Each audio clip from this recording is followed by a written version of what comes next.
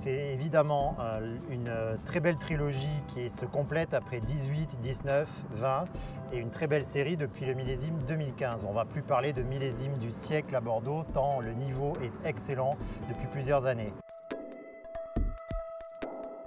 C'est un millésime qui est quand même très contrasté, voire extrême, avec des conditions climatiques qui ont commencé dès l'hiver, un hiver très doux, précoce, un printemps pluvieux avec une grosse pression mildiou, un été sec et chaud avec des épisodes qu'il fallait vraiment négocier. C'est un peu ça l'histoire, le scénario du millésime 2020. C'est un peu comme une course automobile où il ne fallait louper aucun virage. Ce matin, j'étais au château La Fleur à Pomerol et Baptiste Guinaudot comparait plutôt ça avec une régate dans le sens collectif, travail d'équipe et où on travaille avec les éléments. Il fallait vraiment travailler avec les éléments en 2020 et c'est là que les terroirs font la différence, les terroirs et les prises de décision, le travail des hommes.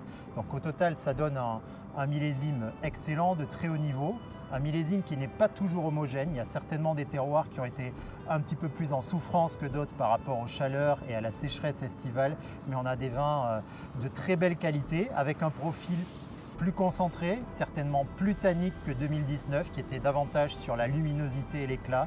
2020 c'est un millésime profond, dense, intense, souvent sur des aromatiques assez noirs mais avec un très grand potentiel de garde.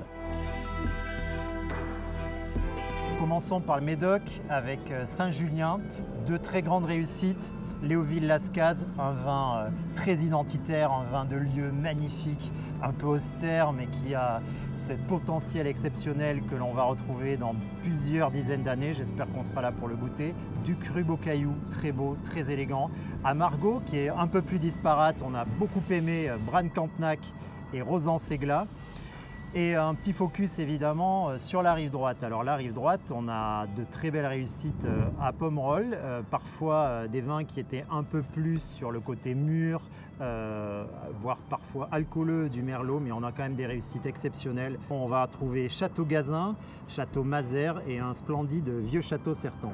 Du côté de Saint-Émilion, un très grand Angélus. On ne serait pas complet sur ce millésime 2020 si on n'incitait pas les dégustateurs, les acheteurs, les consommateurs à aller regarder du côté des appellations satellites comme Fronsac, Castillon, où il y a vraiment des pépites à des prix encore très accessibles aujourd'hui. Et également des Bordeaux supérieurs qui ne font pas le marché des primeurs, le cœur de marché des primeurs, mais où il y a des vins absolument délicieux.